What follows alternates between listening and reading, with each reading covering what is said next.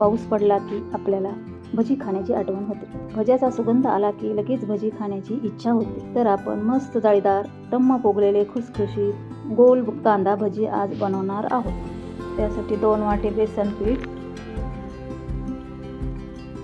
थोडं थोडं पाणी टाकून आपण हे बेसन पीठ मिक्स करून घेऊ। बाकीचे जिन्नस टाकायचे नाही, अगोदर त्याला चांगलं फेटाळून घ्यायचं। 5 किंवा 7 मिनिटं चांगलं फेटाळून घेऊ।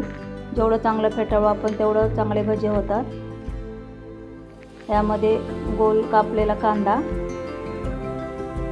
हिंग, धणे, हिरवी मिरची, ओवा हातावर क्रश करून घेऊ आपण याला,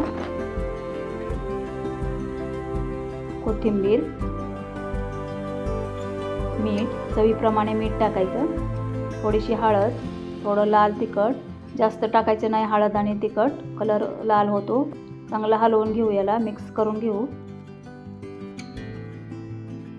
कडकडीत 3 चमचे तेल टाकायचं ह्याच्यामध्ये, सोड्याचं काम करतं तेल। तेल टाकल्यामुळं छान भजे होतात, खुसखुशीत होतात आणि टम्म फुगतात। थोडंसं पातळ झालं म्हणून मी थोडं आणखीन बेसन पीठ टाकलेलं आहे याच्यामध्ये। आता तेल गरम करायला ठेवलेलं आहे, त्याच्यामध्ये भजे सोडून घेऊ। मीडियम गॅसवरच तळून घ्यायचे भजे।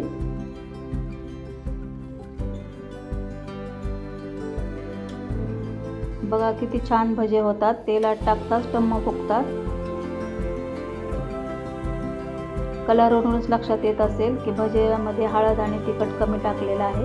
आता आपण याला टिश्यू पेपरवर काढून घेऊ आणि आता दुसरी बॅच टाकून घेऊ आपण। भजे असे छान टम्म फुगलेले आहेत। मिरच्या तळून घेऊ आपण। मिरच्या थोड्या फोडून घेतलेल्या आहेत मी मध्ये। भजे म्हटले की हिरवी मिरची लागतेच, हिरवी मिरचीमुळे भजेला आणखीन टेस्ट वाढते। हिरवी मिरची पण आपण आता त्या भज्यावर काढून घेऊया।